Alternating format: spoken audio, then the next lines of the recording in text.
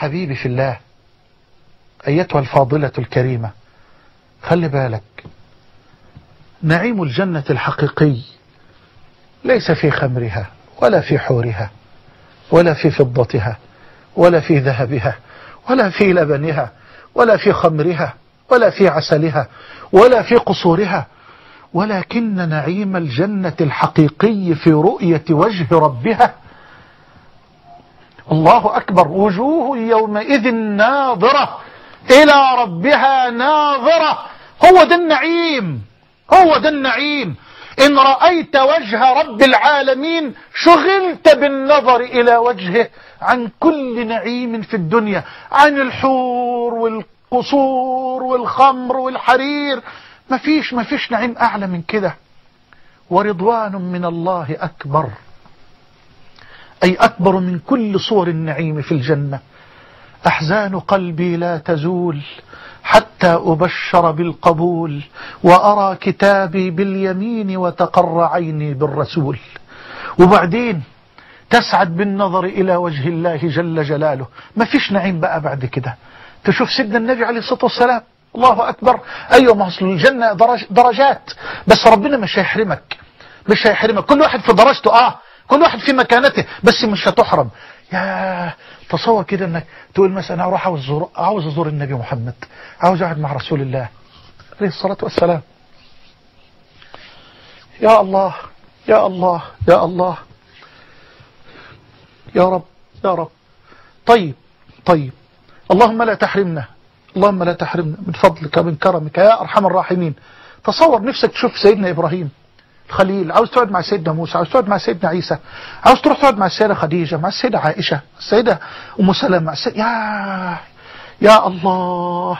بس كل واحد في درجته. إن في الجنة 100 درجة أعدها الله للمجاهدين في سبيله، ما بين كل درجتين كما بين السماء والأرض. الله كما بين السماء والأرض. فإذا سألتم الله الجنة فسألوه الفردوس، فإنه أوسط الجنة وأعلى الجنة، وفوقه عرش الرحمن، ومنه تفجر أنهار الجنة. سيدنا النبي بقى أعلى درجة، أعلى درجة في الجنة، أعلى منزلة. ما فيش حد أعلى من مكانة النبي عليه الصلاة والسلام أبدا. لا آدم ولا إبراهيم ولا نوح ولا موسى ولا عيسى عليهم جميعا صلوات الله وسلامه. لا، مكانة النبي أعلى مكانة.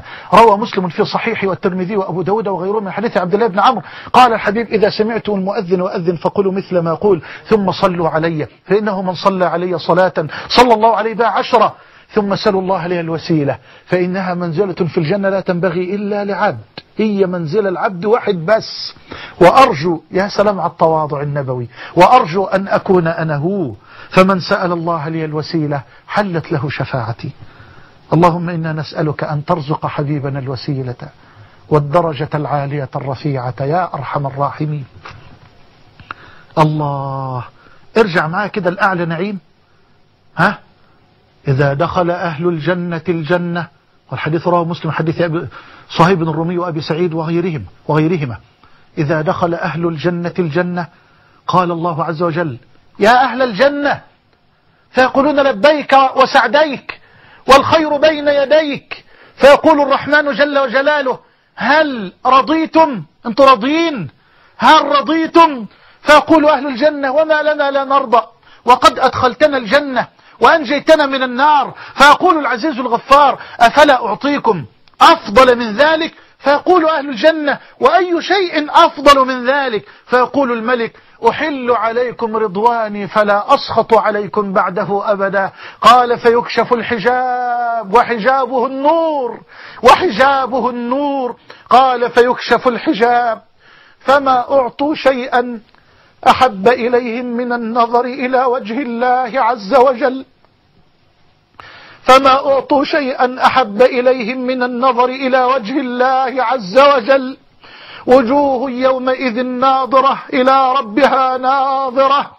قال الحبيب: اقرأوا قوله تعالى: للذين أحسنوا الحسنى وزيادة، والحسنى هي الجنة، والزيادة هي التمتع بالنظر إلى وجه الله في الجنة. النفس تبكي على الدنيا وقد علمت أن السلامة فيها ترك ما فيها، لا دار للمرء بعد الموت يسكنها إلا التي كان قبل الموت يبنيها، فإن بناها بخير طاب مسكنه، وإن بناها بشر خاب بانيها. أموالنا لذوي الميراث نجمعها، ودورنا لخراب الدهر نبنيها. وكم من مدائن في الآفاق قد بنيت أمست خرابا وأفنى الموت أهليها. أين الملوك؟ أين الملوك التي كانت مسلطنة حتى سقاها بكأس الموت ساقيها؟ إن المكارم أخلاق مطهرة، الدين أولها والعلم ثانيها، والعقل ثالثها والحلم رابعها، والجود خامسها والفضل باقيها. لا تركنن إلى الدنيا فالموت لا شك يفنينا ويفنيها، واعمل لدار غد الجنة رضوان خازنها، والجار أحمد والرحمن ناشيها. قصورها ذهب والمسك طينتها، والزعفران حشيش نابت فيها. أنهارها لبن مصفى ومن عسل، والخمر يجري رحيقا في مجاريها. والطير تجري على الأغصان عاكفة تسبح الله جهرا في مغانيها. فمن يشتري الدار في الفردوس يعمرها، بركعة في ظلام الليل يحييها. إيمان وعمل صالح واتباع.